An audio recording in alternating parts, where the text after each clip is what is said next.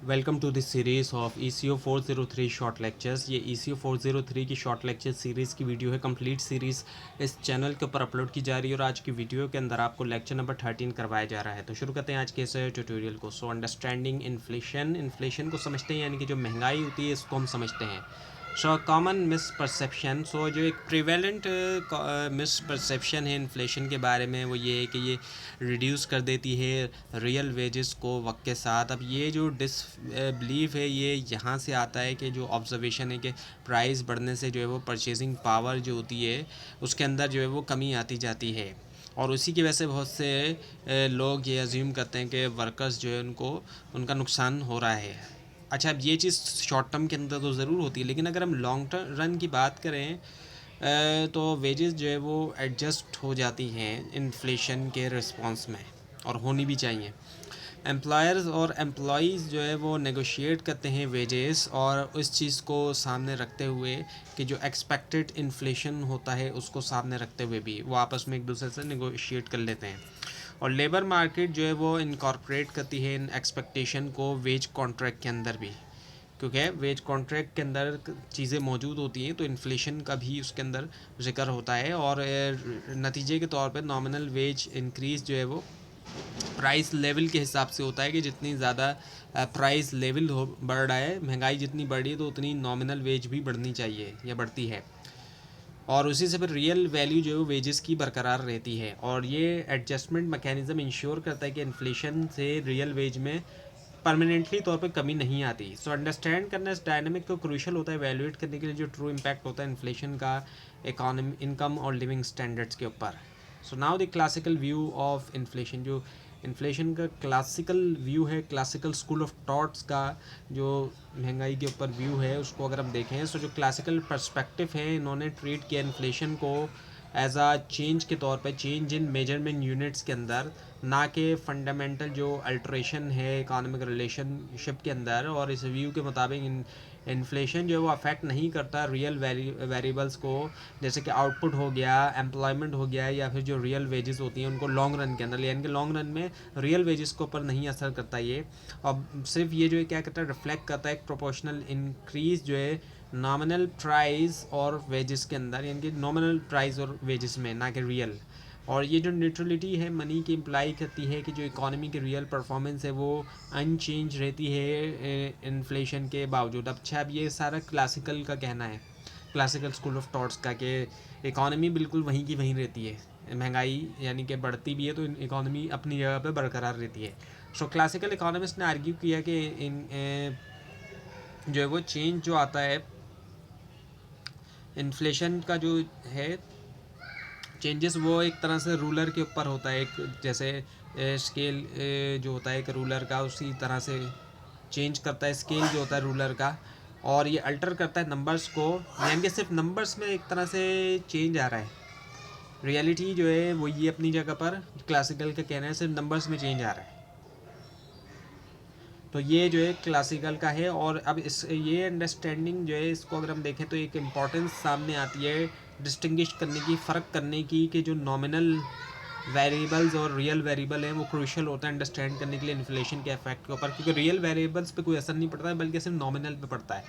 अब social cost of inflation अगर हम देखें, क्लासिकल ने तो अपना व्यू दे दिया, लेकिन अगर हम सोशल कॉस्ट देखें कि सोसाइटी को क्या बर्दाश्त करना पड़ता है अगर हम इन्फ्लेशन होता है, तो जो कॉस्ट ऑफ एक्सपेक्टेड इन्फ्लेशन है, सो एक्सपेक्टेड इन्फ्लेशन जबकि एंटिसिपेटेड भी इम्पोज करता है कई सारी कॉस्ट सोसाइटी के ऊपर। और जो पहली है वो है शू लेदर कॉस्ट। इससे मुराद ये कि इंक्रीज़ हो जाना एफर्ट और टाइम इंडिविजुअल्स का जो कि वो स्पेंड करते हैं मिनिमाइज़ करने में अपनी कैश होल्डिंग, ताकि इरोशन और उससे बचा जाए, परचेसिंग पावर यानी कि जो परचेसिंग पावर में कमी आ रही है उससे बचा जाए। और इसके अलावा मेन्यू कॉस्ट हम देखते हैं हमारे यहाँ पे जो है वो देखने में आती है, अक्सर हम देखते हैं जो मेन्यूज़ हैं, अगर आप किसी भी रेस्टोरेंट का मेन्यू देखेंगे, उनको क्या है कि मेन्यू कॉस्ट बर्दाश्त करना पड़ रही है, और वो ये है कि बार बार उनको फ्रीक्वेंटली तौर पे प्राइस अपडेट करना पड़ रहे हैं। जैसे ही महंगाई हो रही होती है तो उनको क्या करना पड़ते हैं, अपने मेन्यू में अपडेट करना पड़ता है, उनको मेन्यूज़ को रीप्रिंट भी करना पड़ता है, या फिर जो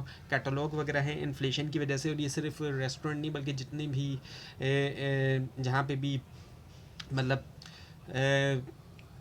कैटलॉग या ब्रोशर्स वगैरह इस तरह की चीज़ें बनाई जाती हैं, प्राइस को शो किया जाता है। वहाँ पर जो है वो उनको नए सिरे से उसको प्रिंट करवाना पड़ता है, अपडेट करना पड़ता है, तो काफ़ी उनको उनके लिए एक एक्स्ट्रा वर्क भी बढ़ता है और इसका एक्सपेंस में भी इजाफा होता है। और अगर किसी ने प्रिंट करवाया हुआ है अपनी दीवारों के ऊपर, वो करवाया हुआ है, कलर करवाया हुआ है, तो उनका तो और भी ज़्यादा खर्चा हो जाता है।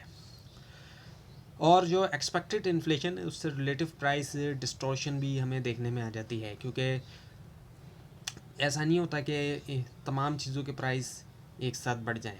कुछ चीज़ों के प्राइस बढ़ते हैं और कुछ के नहीं भी बढ़ते। सो इन एफिशिएंसी देखने में आती है रिसोर्स एलोकेशन की, एक जगह पे प्राइस बढ़ें दूसरी जगह नहीं, तो मुख्तलिफ जो सेक्टर्स में काम करने वाले लोग हैं वो मुख्तलिफ तरीके से हिट होते हैं। तमाम जो है वो एक साथ नहीं हिट होते बल्कि मुख्तलिफ तरीके से। और इसके अलावा ये भी होता है कि अनफेयर टैक्स ट्रीटमेंट होता है। टैक्स सिस्टम जो है वो फेल हो जाता है इस इन्फ्लेशन की वजह से, और हायर टैक्स बर्डन हो जाता है नॉमिनल गेन के ऊपर। और इसी की वजह से ये रिफ्लेक्ट करता है रियल इनकम इंक्रीज़ होना। सो जो टैक्स का मामला है वो ये होता है कि अब महंगाई की वजह से अगर सैलरियों के अंदर इजाफा भी हो रहा है तो उसका नतीजा ये निकलता है कि जो एक तरह से लोअर लेवल की जॉब करने वाले हैं वो भी टैक्स स्लैब में आ जाते हैं और उनको भी फिर ज़्यादा टैक्स पे करना पड़ता है। कर वो लोअर लेवल की जॉब रहे हैं, लेकिन वो कह रहा है कि महंगाई की वजह से अगर उनकी सैलरी में इजाफा हो रहा है, इस वजह से जितना महंगाई है जितनी महंगाई है उसके उतना ही अगर इजाफा भी हो रहा है तो वो भी टैक्स स्लैब में आ जाते हैं और फिर उनको भी ज़्यादा टैक्स देना पड़ता है।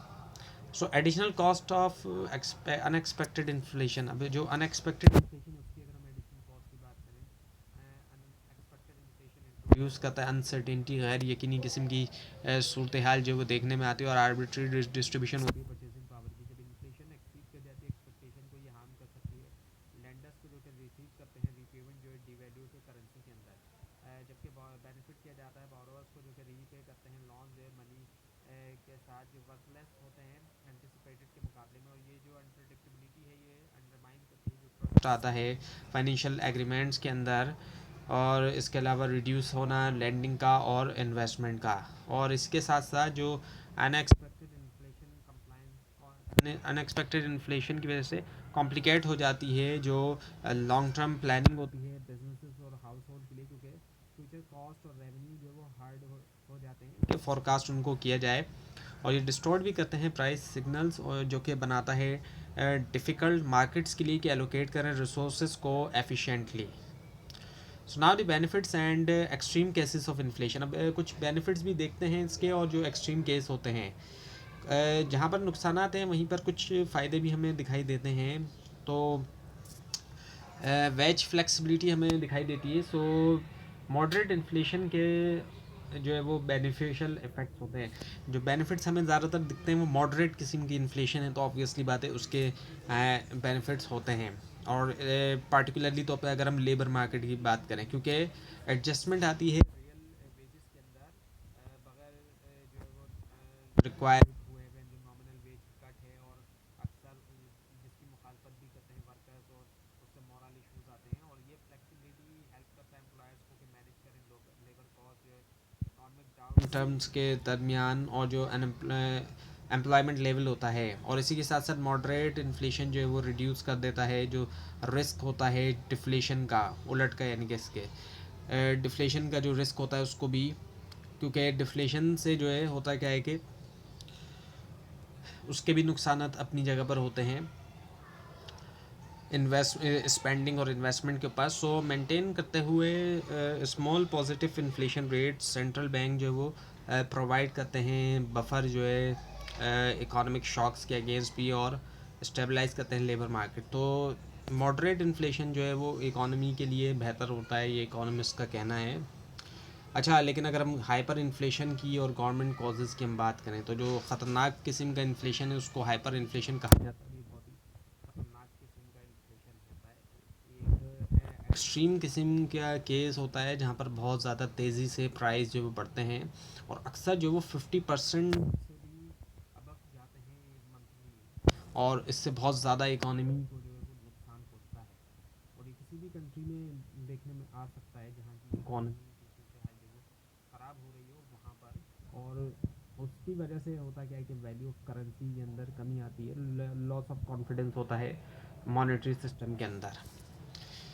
सो गवर्नमेंट जो है वो क्या कर सकती है, रिजॉर्ट कर सकती है कि प्रिंट करने से जो मनी है ताकि फाइनेंस करे स्पेंडिंग, जबकि दूसरे ऑप्शन जो है जैसे कि टैक्सेशन या बोरोइंग जो वो अनअवेलेबल होते हैं या पॉलिटिकली अनफिजिबल होते हैं। सो जो रिलायंस होता है मॉनेटरी फाइनेंसिंग के ऊपर, वो इस कर सकता है स्पिरल आउट जो है control, spiral out of control कर सकता है वो, स्पेशली अगर फिजिकल डिफिशिट प्रोसेस करता है। और जो हाइपर इन्फ्लेशन है इस ये करता क्या है कि इकोनॉमिक एक्टिविटीज़ को डिसरप्ट कर देता है, सेविंग को डिस्ट्रॉय कर देता है और अंडरमाइन करता है जो सोशल स्टेबिलिटी होती है। सो अंडरस्टैंड करना इसके कॉजेज़ जो है वो असेंशियल होता है डिज़ाइन करने के लिए पॉलिसीज़ जो कि प्रिवेंट करती है इकोनॉमिक क्राइसिस को।